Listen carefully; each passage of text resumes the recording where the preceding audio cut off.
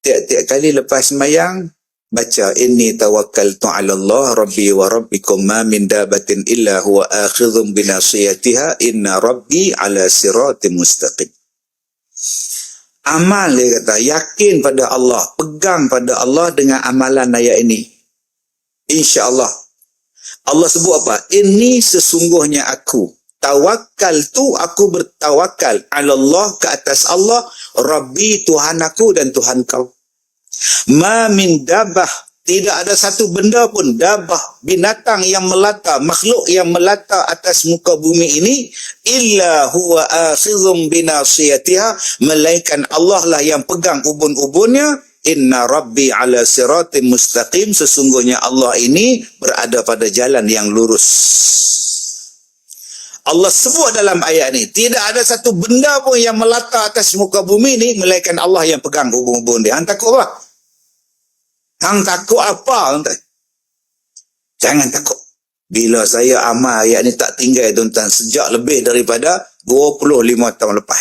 Tiap-tiap lepas mayang saya baca, ada masalah saya baca, ada masalah saya baca, tuan-tuan.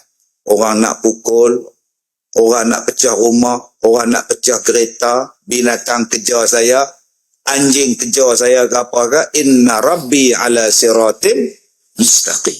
Allah jaga. Sebab tu bila tuan-tuan nak makan di kedai, nak masuk ke tempat ramai-ramai orang, tuan-tuan tak tahu hati budi manusia macam mana. Inni tawakkaltu 'ala Allah rabbi wa rabbikum ma min dabatin illa wa akhidhum bi nasiyatiha.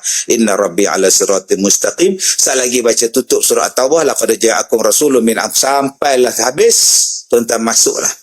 Nak makan ke, nak minum ke. Melainkan tuan-tuan rasa benda tak seronok. Apa benda yang tuan-tuan rasa tak seronok?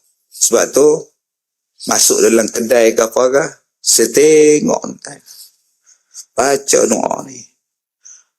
Sebelum saya masuk, saya suruh PA saya, driver saya masuk dulu. Kalau tak elok, saya kata jom balik. Kadang-kadang benda bukan-bukan yang kita nampak, kotor, nak bagi laku, nama dia pelaris.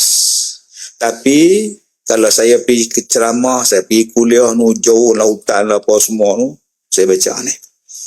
Ada negara yang saya pergi, dia suka test. Bukan negeri, negara. Lagi banyak tuan-tuan, dukun-dukun dia. Lagi saya baca doa ni, yakin pada Allah, bergantung pada Allah.